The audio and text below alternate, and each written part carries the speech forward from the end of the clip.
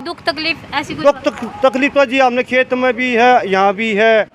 दुख तकलीफ का मतलब हम लकड़ी गा रहे हैं। और ये कानून घने खतरनाक हैं, इतने कानून उल्टे नहीं होंगे ना जितना हम नहीं जाएंगे। आंदोलन है, सबको देखना चाहिए कैसे जो सरसों का तेल है उसका रेट 100 रुपये से बढ़कर 150 से 200 रुपये हो गया है। चाहे वो डालडा घी हो उसका रेट 100 से बढ़कर 150 हो गया है। हर चीज़ में महंगाई हो रही है, गैस में महंगाई हो रही है, पेट्रोल डीजल सब चीज़ में महंगाई हो रही है।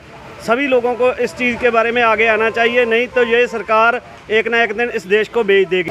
कानून हमारे ठीक हैं, लेकिन कानून में अगर गड़बड़ी नहीं है, अगर एक्चुअल में कानून करेक्ट हैं, तो उनका मंत्रिमंडल है, उनके पास इतने IAS अफसर इतने काम करते हैं उनके नीचे, जो कि पूरे देश के आप तो समझते हैं कि भाई UPSC जो क्वालिफाई करके जो उनके पास दिमाग बैठे हैं, उनसे क्यों नहीं सोल्व करवाते मुद्दे को। उनको क्यों नहीं बोलते कि भाई हमारी कैबिनेट के सामने कुछ ऐसे प्रावधान या ऐसा कोई उपाय निकालो इसका कि भाई जिससे सोल्व हो जाए।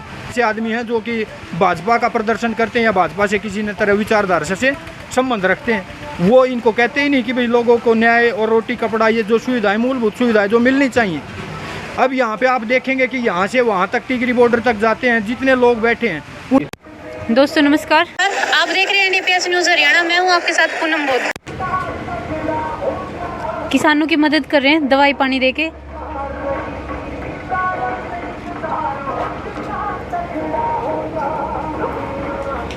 ये गोलियां दवाइयां रखी हुई हैं, ये पूरी तरह से मदद कर रहे हैं किसानों की।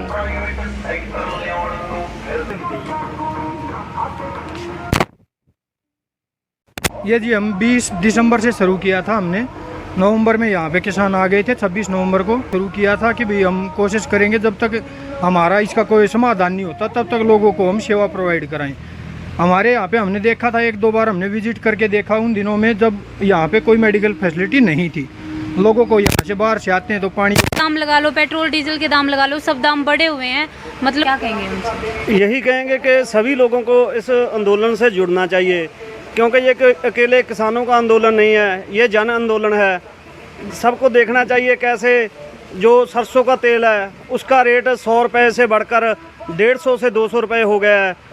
चाहे वो डालडा घी हो उसका रेट 100 से बढ़कर 150 हो गया है। हर चीज़ में महंगाई हो रही है, गैस में महंगाई हो रही है, पेट्रोल डीजल सब चीज़ में महंगाई हो रही है। सभी लोगों को इस चीज़ के बारे में आगे आना चाहिए, नहीं तो ये सरकार एक ना एक दिन इस देश को बेच देगी। सबके सामने है, हो सबके सामने ही रहा है, लेकिन पता नहीं क्यों लोग इतने सहमे हुए हैं कि बोल नहीं रहे हैं। सिर्फ किसान ही हैं जो आगे आए हैं, तो इसके साथ सभी लोगों को जुड़ना चाहिए। ये भी तो कह रही है ना सरकार की किसानों को ये तीनों कानून समझ नहीं आ रहे। समझ तो सभी आ रहे हैं, हमारा भी सब कुछ है, घर है, सब कुछ है। हमारा भी जी करता है कि वहाँ जाकर रहे। अगर हमें समझ क्यों, कौन कह रहा है समझ नहीं आ रहे, हमें समझ है कि कैसे हो रहा है। यही है, आपने ये देख लो कि रेलवे जहाँ कोई भी संपत्ति थी जो सरकारी इस मोदी सरकार ने प्राइवेटेशन कर दी है, उसी तरह इसी चीज़ को भी, किसानी को भी ये प्राइवेट हाथों में देना चाहते हैं। हमें ये चीज़ की सभी समझ है, इसीलिए तो यहाँ पे आए हैं, नहीं तो हमारे भी घर है, सब कुछ है, वहाँ रह सकते हैं। जैसे आपने कहा कि किसानों को समझ में नहीं आ रहे कानून, अगर समझ में नहीं आ रहे तो ये यहाँ बैठे क्यों हैं? सरकार के पास पूरी मशीनरी है, पूरा प्रोटेक्शन, हर एक तरह की फोर्सेज हैं, हर तरह का विज्ञापन, सारी चीज़ें, दूरदर्शन सब उनके पास है। लोगों के सामने आए, समझाए उनको। क्यों दूर बैठे हैं? क्यों लोगों से बात नहीं करना चाहते? ये अब तक का इतना लंबा टाइम हो गया जिसके दौरान सरकार के पास इतनी मशीनरी, इतने संसाधन होने के बाद समझा नहीं पाए। क्या अगर कोई हमारा बच्चा कोई गलती करता, हम उसको कितने दिन में, 2 दिन 3 दिन 10 दिन उसकी गलतियों को देख के समझा नहीं सकते क्या हम उसको? अगर गलत है किसान तो इतना लंबा मूवमेंट नहीं चलता। कोई भी गलत सरकार का कदम है तो सरकार भी गिरती है। अगर कोई मूवमेंट गलत होता है तो वो मूवमेंट जल्दी ही गिर जाता है, लेकिन इतना लंबा मूवमेंट भारत के इतिहास में जो चला है, अगर वो गलत है, लोगों ना समझें, 40 संगठन, एक भी संगठन अलग नहीं हुआ आज तक आंदोलन से। क्यों नहीं हो रहा? अगर कोई गलती है, संगठन में कोई गलतियां हैं या फिर आंदोलन में कोई गलती है, मूवमेंट किसी वजह से ऐसा लगे कि मूवमेंट नहीं समझ पा रहे लोग, कोई मिस्टेक है, कोई मिसकम्युनिकेशन है, तो उसको सोल्व क्यों नहीं किया जा रहा? अगर ऐसे लोग होते, आज हम देखते हैं कि आज के न्यूज़पेपर में भी दे रखा था कि हमारी सरकार ने जून के महीने तक गेहूं की जितनी खरीद की है रिकॉर्ड तोड़ की है पिछले सालों से। लेकिन अगर आंकड़े उठा के देखते हैं तो 11%, किसी में 12%, किसी में कितना प्रतिशत, इतने ही प्रतिशत खरीद हुई है। हरियाणा, पंजाब और MP इन तीनों में कुल मिला के पंजाब में शायद 37% है, हरियाणा में शायद 72% है। ऐसे ही करके कुछ आंकड़े हैं जो कि इस तरह से हैं। पूरी खरीद आज भी सरकार नहीं कर पाई है गेहूं की, लेकिन आंकड़े दिखाने के टाइम पे दिखाते हैं कि रिकॉर्ड तोड़ क्या होता है भाई? आंकड़े लेके आओ ना, कहाँ है आपके पास? हमारी जो चीज़ें होती हैं, 3 स्टेट है हमारे पास, हरियाणा, पंजाब और एमपी, जो एमएसपी पे गेहूँ खरीदती, बाकी कहाँ गया? बाकी जाओ बिहार जाओ, यूपी जाओ, पश्चिम बंगाल जाओ, कहीं भी जाओ, वहाँ 5% 4% से आगे कोई एमएसपी पे खरीद ही नहीं है। इतना बड़ा वर्ग है जो किसान है, जो देश का पूरा किसान एक साथ अगर अपनी फसल को लेकर सरकार के सामने आता है, एमएसपी पे खरीदने को तैयार नहीं है। स्टेट गवर्नमेंट अलाउ नहीं करती हैं। 3 स्टेट से क्या पूरे देश का काम चल जाएगा? 3 स्टेट में आप दिखा देते हैं कि हमने रिकॉर्ड तोड़ ये कर दिया। आपने सरसों के दाम बढ़ा दिए, आपने तेल के दाम बढ़ा दिए साथ में। अगर किसान को फ़ायदा पहुंचाना था तो किसान तक फ़ायदा पहुंचना चाहिए ना। अब वही किसान सरसों का तेल यूज करेगा, उसके पैसा तो पूंजी वहीं चली गई। उसने कल अगले साल बीज लेना होगा, उसने अगले साल कोई और उसमें रसायन वगैरह दवाइयों का कुछ ज़रूरत होगी तो वो महंगी मिलेंगी उसको। सरसों का बीज ही महंगा मिलेगा। हम तो देखेंगे कि सरसों का भाव बढ़ गया, लेकिन हमारे पास तो जितना पैसा आया उससे ज़्यादा सरकार ने वैसे लूट लिया। सरकार दिखाती है कि भाई हमें आपका ये कानून हमारे ठीक हैं, लेकिन कानून में अगर गड़बड़ी नहीं है, अगर एक्चुअल में कानून करेक्ट हैं, तो उनका मंत्रिमंडल है, उनके पास इतने आईएएस अफसर इतने काम करते हैं उनके नीचे, जो कि पूरे देश के आप तो समझते हैं कि भाई यूपीएससी जो क्वालिफाई करके जो उनके पास दिमाग बैठे हैं, उनसे क्यों नहीं सोल्व करवाते मुद्दे को? उनको क्यों नहीं बोलते कि भाई हमारी कैबिनेट के सामने कुछ ऐसे प्रावधान या ऐसा कोई उपाय निकालो इसका कि भाई जिससे सोल्व हो जाए? लेकिन वो अपना चलाते हैं। कैबिनेट जो जितनी ब्यूरोक्रेसी है वो इनकी बनी हुई है। ब्यूरोक्रेसी में सारे आदमी इनके आ गए हैं, जो ये चाहते ही नहीं कि ये आम इंसान के हक में काम हो, क्योंकि जो ब्यूरोक्रेट्स हैं वो हैवी हैं। ब्यूरोक्रेट्स जैसे जितने पॉलिटिशियन हैं उनके सभी वो संघ से जुड़े हुए या फिर ऐसे आदमी हैं जो कि भाजपा का प्रदर्शन करते हैं या भाजपा से किसी न तरह विचारधारा से संबंध रखते हैं। वो इनको कहते ही नहीं कि भाई लोगों को न्याय और रोटी कपड़ा, ये जो सुविधाएं, मूलभूत सुविधाएं जो मिलनी चाहिए। अब यहाँ पे आप देखेंगे कि यहाँ से वहाँ तक टिकरी बॉर्डर तक जाते हैं, जितने लोग बैठे हैं उनके पास की क्या, आप बारिश में कौन खुश है? आप बाहर देखें, ट्रैफिक कम हो जाता बारिश के टाइम में। बड़ी बड़ी सिटियाँ ना, उनके लोग बाहर नहीं निकलते। गांव के लोग भी देखेंगे ना, अपना काम करने के लिए खेत में जाते हैं बारिश के टाइम में, धूप के टाइम में, सर्दी के टाइम में, कभी पीछे नहीं हटते। लेकिन ये लोग क्या देखते हैं कि भाई नहीं, हमें काम नहीं करना। क्यों नहीं करना? क्योंकि बारिश आई हुई है, बाहर मौसम ऐसा, इनके लिए मौसम अलग है, हमारे लिए मौसम ये देखो, हमारा तरपाल टपकता है, किसी का तंबू टपकता है, कहाँ जाएंगे? परेशान है लोग। अगर इनके पास इतना दिमाग होता कि भाई ये हमारी परेशानी, ये कानून ठीक है, तो वापस चले जाते। क्यों परेशान होते? हमने धूप देखी, गर्मी देखी, सर्दी देखी, अब बारिश देख रहे हैं। हर चीज़ से हमारे पास पानी की सुविधा नहीं होती थी। हमारे पानी की सुविधा के लिए हम टैंकर भर भर के लेके आते हैं, सारी गर्मी में हम पीते हैं। जबकि होना ये चाहिए था कि जिस हम डिस्ट्रिक्ट के कलेक्टर के अंडर बैठे हैं वो हमें पानी की सुविधा प्रोवाइड कराए, बिजली की व्यवस्था कराए, कि हम प्रदर्शन करें, शांति में प्रदर्शन कर रहे हैं। ये नहीं कि हम कोई किसी तोड़ फोड़ कर रहे हैं। जो न्यूज़ ऐसी होती है कि भाई ये किसान आंदोलन को बर्बाद करने का या गुंडागर्दी का अड्डा साबित करने की जो न्यूज़ होती है, उसको फ्रंट पेज पे दिखाया जाता है कि किसान आंदोलन में ऐसी ऐसी गतिविधियां चल रही हैं, लोग नशा करते हैं, लोगों को दारू के उससे बैठाया गया है। ये तो लोग अपने स्वार्थों के लिए नहीं बैठे, ये तो लोग वो हैं जो नशे के लिए बैठे हैं। इन चीज़ों को आगे लेकर आ रहे हैं, लेकिन उन चीज़ों को कोई नहीं दिखा रहा कि यहाँ पे कितने टाइम तक लंगर चलते रहते हैं, लोगों को फ्री में खाना खिला देते हैं। हम यहाँ पे आने जाने वालों के लिए कोई बैठता है बारिश में, हमारे पास आके बैठता है, वो हमें देखता, हमारी दिनचर्या देखता था, ये देखता कि ये लोग तो कितने शांति में ढंग से बैठे हैं।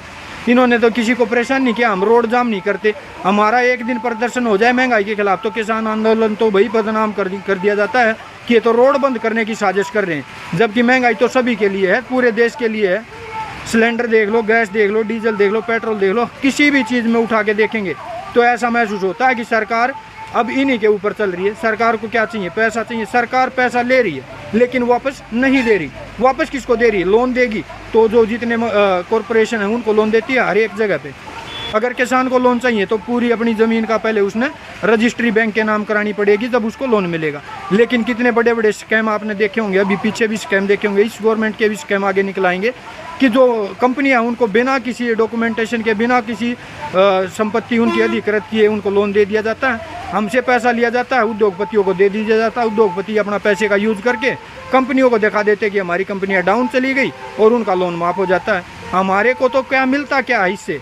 हम तो ये जितना भी कर रहे हैं आंदोलन इसलिए कर रहे हैं कि हर आदमी जुड़े, जन आंदोलन बने। जैसे जेपी का आंदोलन जन आंदोलन बन गया था, स्टूडेंट जो मूवमेंट था उसकी तरह हमारे साथ जितने लोग जो जुड़े हुए हैं, दिल से जुड़े हुए हैं लोग, किसी के प्रति किसी के मन में ये नहीं है कि हमने किसी को नुकसान पहुंचाना। हमें तो सरकार से लड़ाई है।